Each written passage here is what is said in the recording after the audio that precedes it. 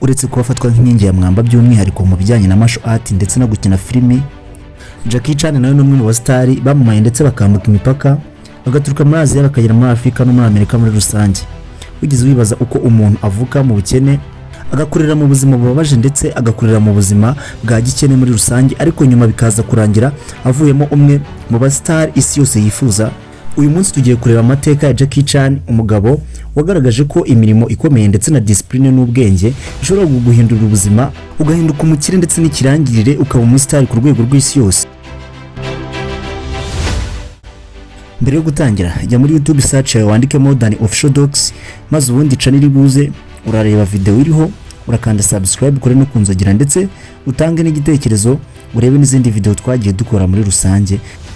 Guys, ibyo bintu nubikora urabudushyigikiye kandi urabutanze umusanzu kuri YouTube channel yacu, ndetse bizaduha na motivation kugira ngo tuzaye dukora ibindi bintu byiza cyane kandi mwifuza kumenya n'ibindi mutaramenya kuri isi kandi mufitiye amatsiko. Uyu mustar Jackie Chan cyangwa se uyu mukinnyi wa filimi witwa Jackie Chan yavukiye i Hong Kong ku itariki 7 z'ukwa kane 1954. Izina rye nyakuri yitwa Chan Hong Sanga, risobanura ngo uvukiye i Hong Kong.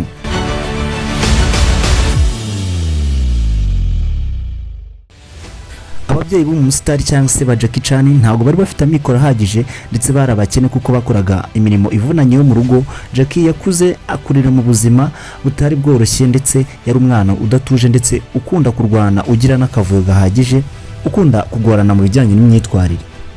Ku bw'izo mpamvu ababyeyi be amaze kugira imyaka 7 bamujyanye mu kigo cy'ishuri gishinzwe kwigisha abantu bijyanye n'imyitwarire ndetse ikigo cyigisha karate na kung fu n'ibijyanye na martial art cyitwaga China Drama Academy.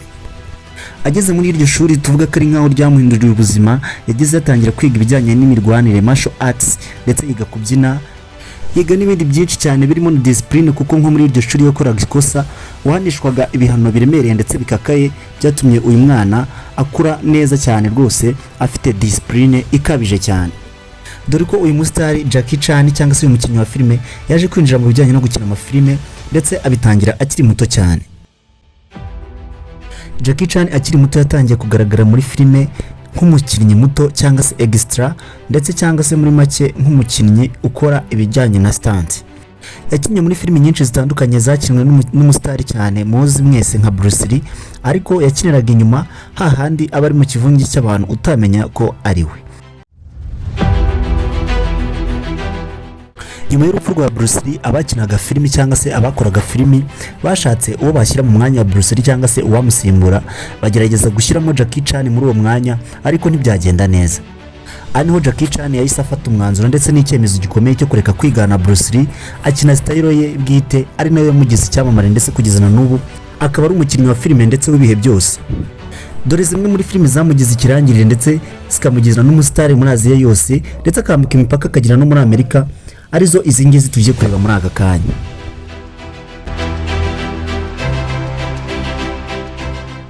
Iyi filime yamenyekanye cyane ndetse ku isi yose mwese mwamenye, yitwa Snake in the Eagle Shadow, yasohotse mu mwaka w'1978, nayo iri muri zimwe muri filime zamugize ikirangirire ndetse zikamugira n'umusitari.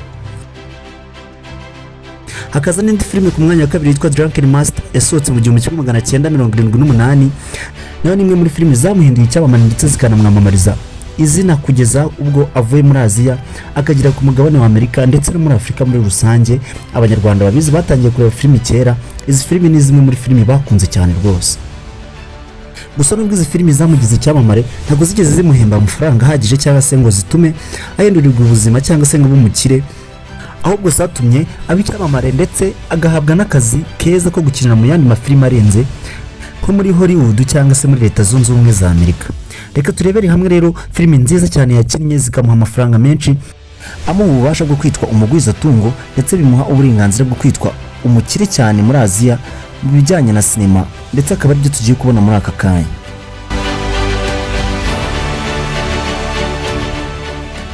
Uyu mustari Jackie Chan cyangwa se uyu muherwe Jackie Chan wakuye amafaranga menshi mu gukina filime, akaba ari umwe mu bantu bitoroheye kugira ngo yinjire mu ruganda rwa filime, by'umwihariko mu gihugu cya Leta Zunze Ubumwe za Amerika mu kigo gishinzwe gutunganya filime nka Hollywood, ndetse bikaba byaramugoye cyane bikabije cyane ku buryo ki hari filime zimwe na zimwe bangaga yuko yakinamo, gusa hari filime nyinshi yagiye akinamo zituma yamamara ndetse Amerika iramukoresha ndetse imusinyisha kontara, atangira guhembwa amafaranga menshi atubutse.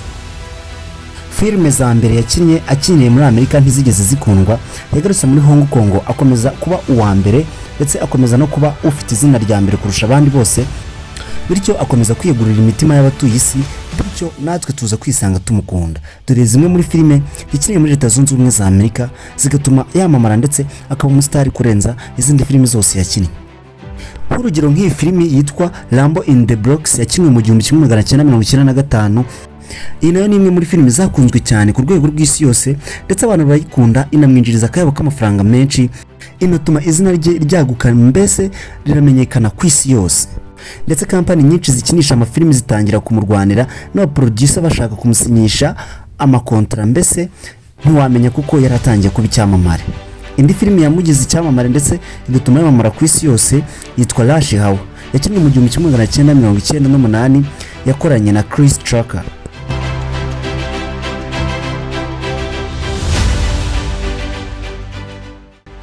Izi filime uko ari ebyiri nizo zagerageje kumwinjiriza amafaranga menshi ndetse ari nayo tugiye kubona muri aka kanya. Nk'urugero nk'iyi Rambo in the Bronx yo mu 1995, iyi filime yagerageje kumwinjiriza akayabo kangana na miliyoni zisaga 4 z'idolari zose. Ndetse filime yamwinjirije amafaranga menshi muri iyi myaka ni filime yakoze yitwa Rush Hour, uko igice cya mbere cinjije akayabo kangana na miliyoni 5 z'idolari zinjiye mu mufuka we gusa. Igice cya kabiri cyatumye ahembwa akayabo k'amafaranga angana na miliyoni 15 z'amadolari ya Amerika. Igice cya gatatu yahembwe angana hafi na miliyoni 25 z'amadolari ya Amerika. Kugira ngo wumve uremere bw'ayo mafaranga yo muri iyi filime imwe gusa yitwa Rush Hour, nuko iyo yateranyije usanga angana na miliyoni zirenga 45 z'amadolari ya Amerika. Gusa nubwo ayo mafaranga ari menshi ariko yanamuzaniye n'ibibazo ndetse n'impanuka nyinshi zitandukanye. Ubwo yari ari kuri scene yakundaga gukora impanuka nyinshi, rimwe na rimwe akamara igihe kinini mu bitaro kubera ko filime zose yakoze inyinshi yazikoraga adakoresheje double gang cyangwa se ngakoreshe undi muntu basa cyangwa ngashyiremo montage nyinshi, kuko yakoraga stunts zose akazikorwa ku giti cye. Kuko nk'ubwo yari ari kuri scene yigeze kuvunika amagufwa menshi ndetse no kugwa hejuru y'amazu, cyane gukomereka umutwe bikomeye, akamara igihe kinini ari mu bitaro.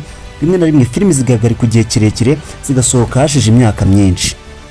Gusa nubwo byagenze gutyo, Jackie Chan ntagabura kubarirwa filime zirenga 150 amaze gukina mu buzima bwe bwose, ndetse akaba ari n'umwe mu bagabo babarirwa kavagari k'amafaranga mu gihugu cy'Ubushinwa, kuko nk'ubu ngubu Jackie Chan umutungo we wose ubarirwa hagati ya miliyoni 400 na miliyoni 450 z'amadolari ya Amerika yakuye mu mwuga we wo gukina filime gusa.